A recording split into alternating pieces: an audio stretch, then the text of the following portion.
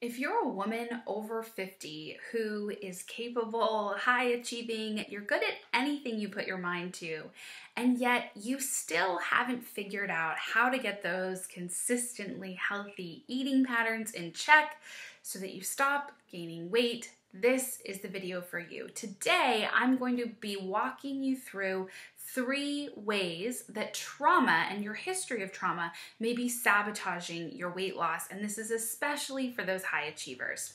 I'm Cassie Christopher. I'm a registered dietitian and emotional eating expert, and I'm excited to talk about this topic with you. Make sure you subscribe if you want to get future videos.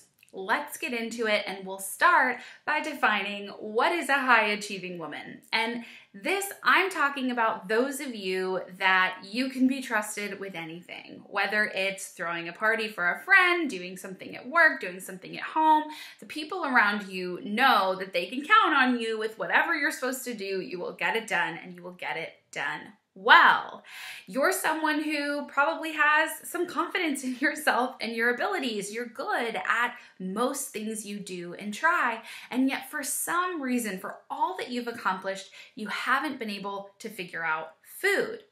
Here's what I want you to think about. Do you have a history of trauma? Because what I've noticed in walking over 100 women through my Courage to Trust method is that most high achieving women who are struggling with making these consistently healthy eating patterns have some sort of trauma history. What do I mean by trauma? Trauma can be, the big T traumatic events like specific events or wars or, these things, natural disasters, things that we more quickly think of as trauma, but it can also be what's considered a little t trauma, like growing up in a home where you had a parent with an eating disorder or mental health or addiction issue. Maybe it's a divorce that you've been through, or you were a caregiver for a loved one as they passed away.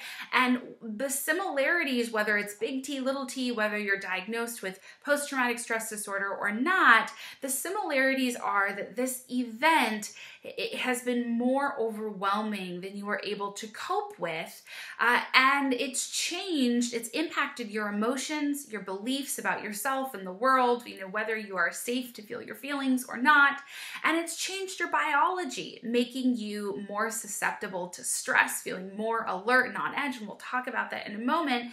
And all of these consequences for a traumatic event can impact your ability to make healthy choices, which we will get into. The other thing to note is that all or nothing dieting is the current recommendation for weight loss, whether that's keto, intermittent fasting, right? Just severe calorie restriction, some supplement or shake plan, whatever it is, this idea that you either have to eat perfectly or, what's the point? Might as well start tomorrow. You're over your points, calories, whatever, right? That can be experienced by people as traumatic. That can be one of these little t traumas. And it's also important to note that all or nothing dieting, if you have this history of trauma, can make those trauma symptoms more pronounced and more difficult to live with. So let's get into the 3 ways that trauma may be sabotaging your weight loss. And the first is that your trauma history is likely keeping your nervous system on high alert. And then all or nothing dieting teaches you, because you're in this period of eating perfectly or you're in this period of backsliding completely to old habits. And when you're backsliding, it teaches you that food works so well to numb the discomfort of this overactive nervous system, to numb the anxiety, to numb the fear, to numb the whatever it is. Food works. Food works to numb. And again, all or nothing dieting sets you up for this, and trauma sets you up for maybe needing more numbing than someone who hasn't had this experience. So the solution then, because what happens is all or nothing dieting and trauma make you stop trusting yourself. You feel like you can't be trusted around food because every time you're around a pint of Ben & Jerry's ice cream, you eat the whole thing.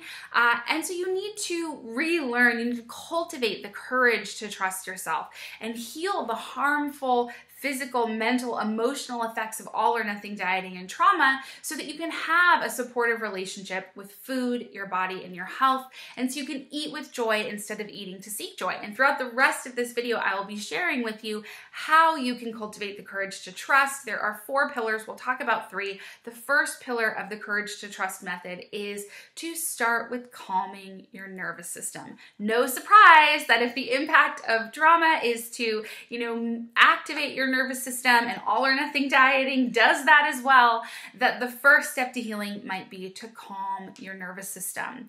And this is important to notice because oftentimes when people are struggling with food, their first response is to go restrict or really focus on food in some way. But again, those sustainable behavior change, these new sustainable habits probably won't come to you unless you can calm your nervous system first.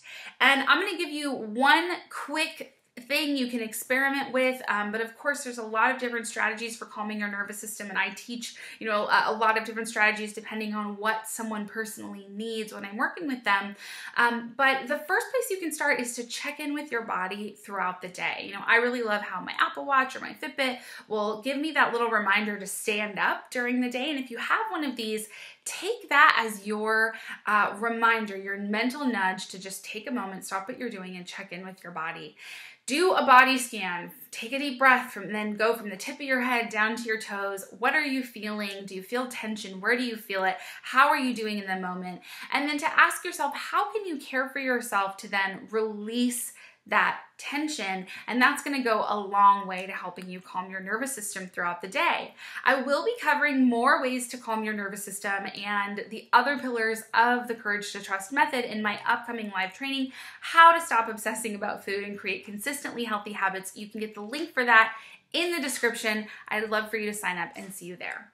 Let's talk about then the second piece of how trauma may be impacting or sabotaging your weight loss. And this comes from that beliefs. I mentioned trauma can change your beliefs about yourself, and your anxiety about the scale and weighing yourself has been proven as one of the best ways to help you both lose and maintain weight. But many people can't do that because their anxiety about the scale comes from this belief that your worthiness as a human is tied to your weight. And what I mean by that is that all or nothing dieting, and many people have trauma around their bodies and their perceptions of their bodies as well, that both of these things have been used by our culture to shame women for having normally changing bodies. And if you don't fit the thin, young, white, kind of European ideal, then you are less, valuable, less worthy than other people. Now, obviously that's wrong, but the thing about that message is it is so insidious. We see it in advertisements, and many people heard growing up that they would not be able to find a significant other if they didn't keep themselves thin or if they let themselves go. Some of this language denotes that you are not good, you are not worthy, you are not valuable unless you fit this ideal. And what I want to do is rise that up to the surface for you, because no wonder stepping on the scale may be anxiety or fear producing, because again, it means so much more than the actual number. And I truly believe that your relationship with the scale can change. I've seen it happen a lot. For some people, they just take a break from the scale or they stop weighing themselves. That's a fine, solution. But other people are able to reframe the number and what that number means to them. And the best way to do that, or to start that process, or even just to decide what you're going to do about the scale, is actually the second pillar of the Courage to Trust method, and that is to develop self-compassion. That is to be kind to yourself. So when you get on the scale, I want you to intentionally practice kindness. What would a friend who loves you say to you? What would you say to a friend that you love? And say that to yourself. The third way that trauma may be sabotaging your weight loss is by causing a food obsession. And that food obsession can come from alternating between eating anything and everything and restriction. And over time, then you develop the belief that you can't do moderation. Some people can, but you can't. When in reality, it's because, especially those periods of restriction, are interacting with your biology, that increased and activated nervous system and causing you to think about food even more. And this preoccupation with food not only lowers your quality of life, because aren't there a million other things that are better to think about, but also sabotages your weight loss, because you're always thinking about these foods that you can't have or you're not allowing yourself to have until ultimately you give into them.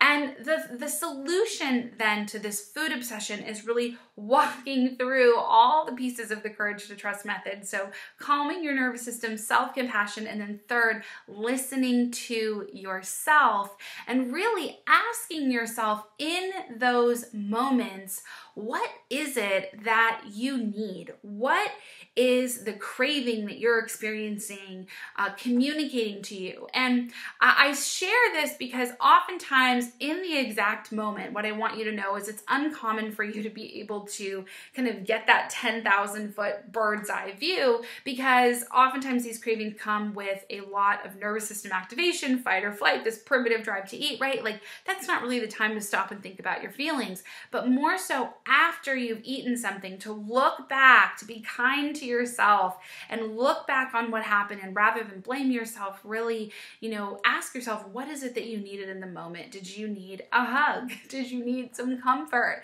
Did you need maybe some problem solving? What is it that you needed? And how can you meet those needs in the future without food, really before it gets to that point where that craving is so strong, you have to eat. So I hope these tips were helpful for you. If you want to learn more about the 4 pillars of the Courage to Trust method and how you can use them for yourself, I invite you to join me in my upcoming live training, How to Stop Obsessing About Food and Create Consistently Healthy Eating Habits. Thanks for joining me, and take care.